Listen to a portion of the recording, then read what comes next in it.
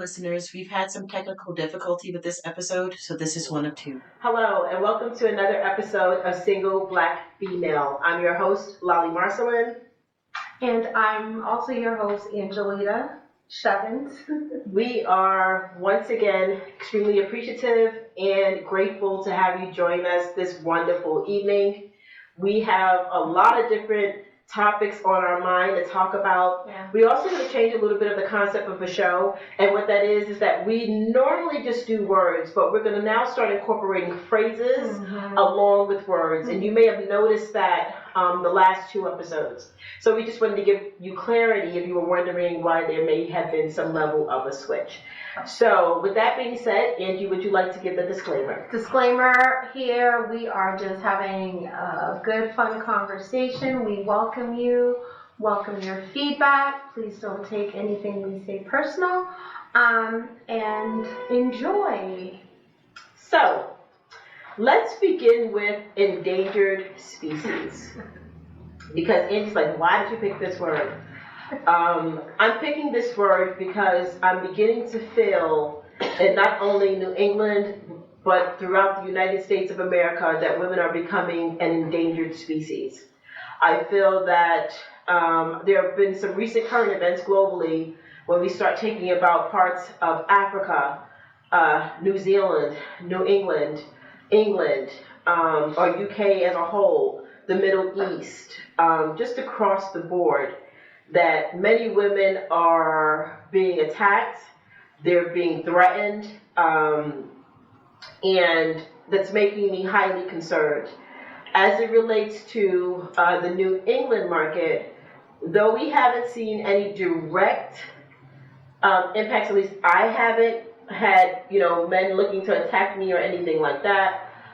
As an African American woman, with all of the negative rhetoric that is going on about our gender, let alone our race, is problematic, and it's highly concerning to me. And the reason why I'm saying endangered species is because it's getting to a point where I feel like it can be climactic.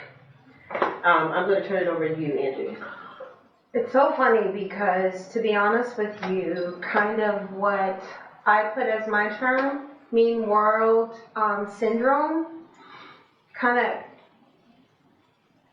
counters a bit of what you're saying. Okay, let's begin. Just because you know how I am, I don't watch the news, I am not social media, but endangered species and then the mean world syndrome. So my daughter and I, she's a media major and is focused in journalism. She's a senior in school right now, and we were talking today because a lot of the conversation I've been having with a lot of different people is that they've been feeling extremely heavy, kind of like this heaviness, sadness, and it could be seasonal things that are going on, but clearly there's so much that is going on in the world, and it is on full display, where war is nothing new, abuse, discrimination, even target against women, nothing new. It's just now that it's very much so at the forefront because it is in the media. And so the mean world syndrome is, let me just put on my glasses because I just wanted to get the definition correct, is the belief that the world is all dangerous, bad, and frightening place caused by long-term exposure to violent media, and it was coined by George Gerbner. And so, yes, all of these things are true, but it's kind of like, if I go back to my, we've talked off camera about kind of like some of our religious upbringing and some things we are unlearning and, but there's something that when I was growing up, and it kind of helped me to persevere and to push on, in the midst of crazy and chaotic experiences that I've had. And it is a scripture, and I'm paraphrasing, but it's like, whatever is good, whatever is just, whatever is pure, focus on these things. And there was always this understanding and this thing of whatever you focus on becomes like your quote unquote God. It becomes what is big in your world. It becomes what is, it becomes like weighted in your world, and it's kind of like that's what you're going to see more of. And it ties to even the manifestation and the laws of attraction, like the things that you're focusing on, looking for are what you will see more. You said something very poignant, which is that you haven't seen it here. And I usually don't like to delve into topics like these because it is very contentious. And I just have these very strong beliefs that is, could seem very, head in the sky type thing, but from my survival of very things that I won't disclose right now, but very, very traumatic things, and still being able to push through has been this adaptation of this. So yes, it is crazy right now, the things that we're being bombarded with, all of this stuff, and I do feel like it's on purpose. It's to make people feel oppressed. So give me just a moment. Yeah. Let me stop you for a minute.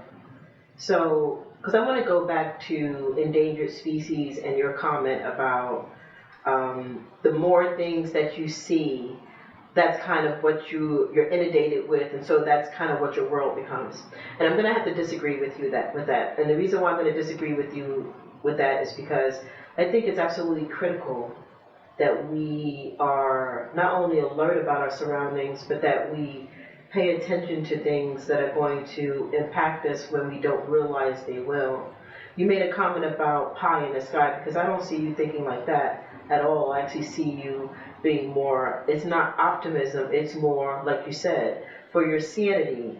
You can hear and see a lot of things, but you choose to focus on the positive. And what I'm saying is that, yes, you can choose to focus on the positive, but the realization is coming. The realization is here. And if we do not face it head on, then it will sneak up on you, sneak up on me, sneak up on us as a woman and as a gender, and then in which we can't do anything about it. And I hear what you are saying, but the focusing on it, what does it do to you? Well, I'm not focusing on it. I'm making myself aware so that I make plans to make sure I'm safe. I'm a single woman. Mm-hmm. I live alone. If something were to go terribly wrong in New England, which it can under this regime, I need to have a plan in place. And if I don't stay aware of not only political events, but geopolitical events, then I could find myself deceased, harmed, kidnapped. Who's to say? And again, it's, to each his own in their level of thinking and how they prepare and navigate through this life and through this chaotic stuff that's going on.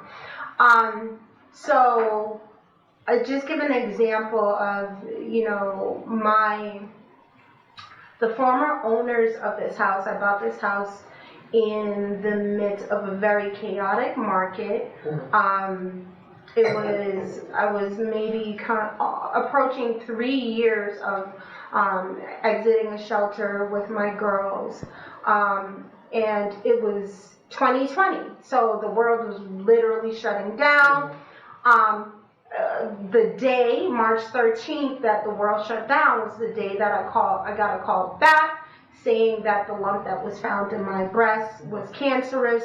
I had promised my girls my lease was going to be up at this really crazy apartment.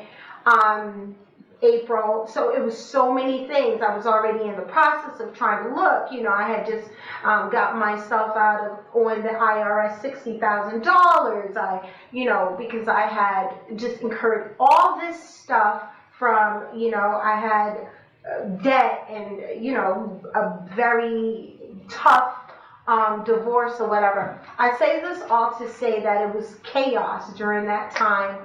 And the first house that I went to see, my budget was very set. Single mom, teacher's salary, very set. And it was very competitive, the market was. There were homes sometimes that I would save and look at 80 or like 8,000 people saved the home. The first house, which is not too far from here, I was outbid 70,000, and I couldn't go over it was set. It was set. Like I had nothing. Again, it was just like I'm crawling out of this place of destitution that I was, and then for my girls, one of my daughters was going through some mental health struggles. It was kind of like the perfect storm. There was so much going on.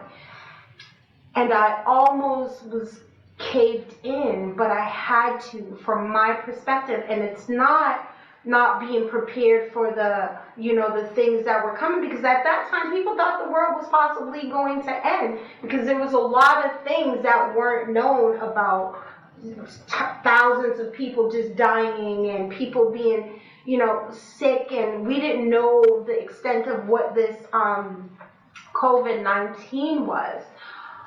But I first home outbidded $70,000. Went to see at least 20 homes. I was outbidded, and things that they were showing me was like, what is this? And that I was reminded of the scripture, and I was reminded, and I believe it is Philippians. It's somewhere in Philippians for those who are familiar with the Bible. But I just think it's a good principle in life to focus on what is good, and that scripture came to me, and I kid you not. And I just kind of relinquished things into trusting that things will work out for me and preparing for things working out for me. And when I did that, my realtor came, she showed me this house, and I was like, there's no way they're going to, I'm outbidded, it's on the water, it's a solid home, there's no way I'm going to be outbid at $80,000. But I pushed that out of my mind and just was like, I'm going to focus on just things are going to work out for me. Whatever's going to happen to me, whatever's supposed to happen will happen. And I know that this could be upsetting for a lot of people, like this mindset, but I'm not going to prepare myself for destruction. I'm not going to prepare myself for hurt. I'm not going to prepare myself for harm. It is taking me out of the present. I am very well aware. You cannot be alive right now and not be aware of all of the chaos and things that are going on. But it's just what my choosing. And I'm not saying that anyone else is wrong if they prepare themselves and they do.